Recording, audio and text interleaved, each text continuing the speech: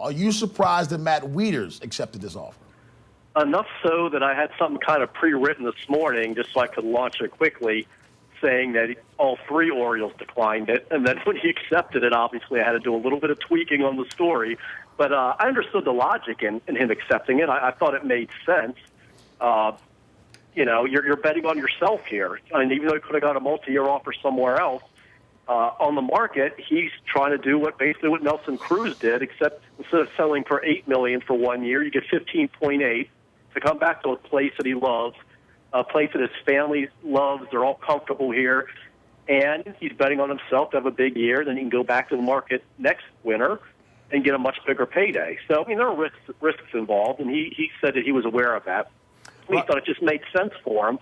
And he said his agent, Scott Boras, agreed with them, and they were on the same page the whole way, which is certainly different than what we were expecting, as you would anticipate that Boras had been trying to talk him out of that. Coming back from the Tommy John surgery, did play 75 games last year. How much is it a concern on the part of other teams that he's not 100% and maybe he didn't quite have the offers that he was expecting? Yeah, and I don't know how many offers were coming in at that point, but I'm sure that they were examining the market, certainly after the general managers' meetings.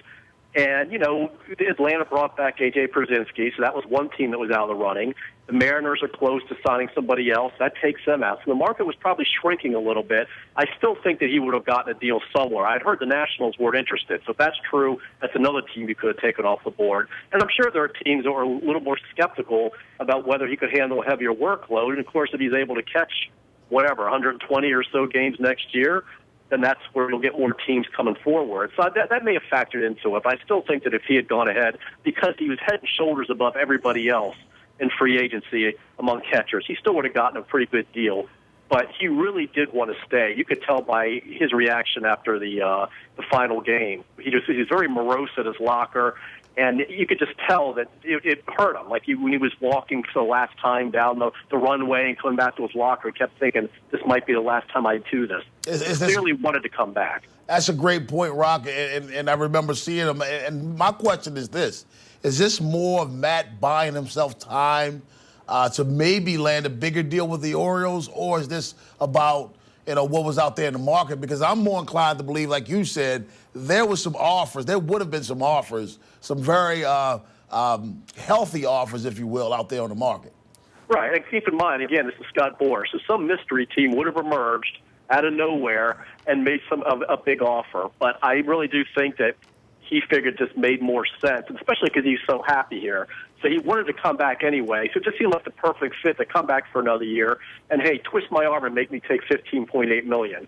I mean, he's not exactly hurting here. And he is betting on himself that his value will increase after this next season. Bucket said late in the year that he anticipated Matt would be able to catch 120, 130 games next year. And he did have a very good September, too, if you check his numbers, in those 17 games. So in that regard, it totally makes sense. But considering nobody had accepted the offer before this, and certainly no Boras client would figure to do it, it still came as a surprise. Now you have three, of course. Wei Chen does not accept the offer. He led the Orioles in innings pitched and ERA. If he's not back, what kind of a loss is this for Baltimore? I think it's pretty big in that, first of all, I don't know, maybe it's easy to overlook it, but he's been a very consistent guy. He's been the most consistent starter, has been pretty durable for somebody. I know they've had to handle him carefully here and there, trying to avoid pitching him in Toronto, for example, or give him extra rest when they can. This is a 30-start-plus guy for 3 of his 4 seasons, and the 1 year he had the oblique injury. So he's a guy who's been very dependable for him, and he's the only left-hander they have. So I think it does hurt. It just depends now, how much money do you want to spend to upgrade the rotation if you let him go? If you're going to spend something close to what Chen's going to get on the market, but a guy who's not as good, does that make any sense at all? So I don't know whether, because they're still making the rotation the number one priority. So you're still going to go ahead and spend big to get a quote-unquote number one starter, or do you plug in somebody like a J.A. Happ, for example, or somebody like that, a lower-tier guy who they still think could help the rotation, but hasn't accomplished what Wei Chen has. So, I think it will hurt them, and I think even though they haven't given up hope on re-signing him, I've said before, as the 6 pending free agents, he was the guy least likely to re-sign. He's going to get a big 4 or 5 year deal somewhere. You hear so much about Darren O'Day and Gerardo Parra as well in free agency. Very little about Steve Pearce. What are the chances that he may return to Birdland? I think there's still a good chance. The only thing is I make the comparison, unless it turned out to be like, remember Nate McLeod a few winters ago, where the Orioles would have been more than happy with a 1 year, maybe 1 year with an option. Instead, he got 2 years and an option for a third year from the Nats for a ridiculous sum of money for a guy who was going to be an extra outfielder. And the Orioles anticipated that was going to happen and just backed out, so we can't go there. If some team steps up and does that with Pearce, then he's probably gone. But I don't think the Orioles would have a problem with 2 guaranteed years for Steve. You know, he's one of Buck's favorites. They like the versatility. But it just depends how much money's out there. Some team might look at him and kind of up the ante to the point where the Orioles say, look, we want him back, but not at that cost. Chris Davis found his stroke last year after a really rough year the year before. He's hit 159 home runs over the last 4 years. I got to think there's a huge market for him. What are the chances he re-signs with the Orioles? I still don't think they're great by any stretch of the imagination, but I know he's still a priority, and I know probably that's hard to for some fans to believe because of the cost, and normally that would be way beyond what the Orioles are willing to do.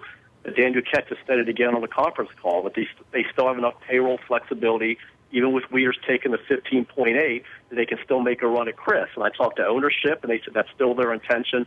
So they're going to be in the bidding. They certainly are. It's just a question of how far they're willing to go. But they're serious about trying to make a run at him and not just a token, hey, we made an offer and he didn't accept it. I mean, they're going to try and stay in the bidding for him. They realize it's smart business. Even at that cost, you bring back a Chris Davis and you bring more fans into the ballpark. And as I keep stressing, too, it's not like if you give him 6, 7 years, whatever, that you're stuck with that contract that entire time. Guys do get traded in the middle of these big multi-year deals. We saw it with Fielder, Adrian Gonzalez, Hamill. I mean, we could go on and on.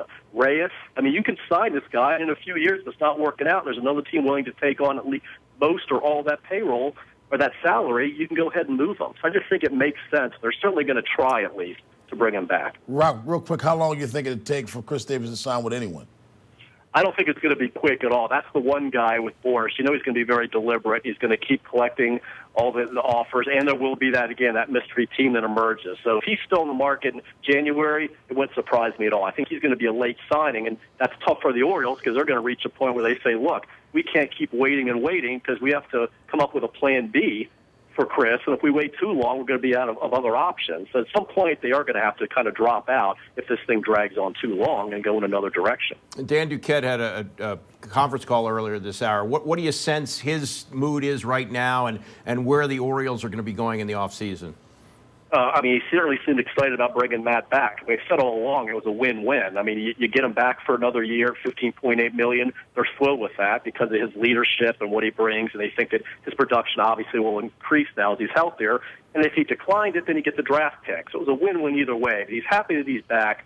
I get the sense now they're not looking to add any more catchers, but they're still looking pitching, 2 outfielders, and I'm sure they're going to add at least 1 bullpen arm because they always do. There's still a lot of work to do here. Yeah, I agree with you, Roch. Thanks a lot, my friend. All right, bud. You need to stay by that phone because I think more is going to happen soon.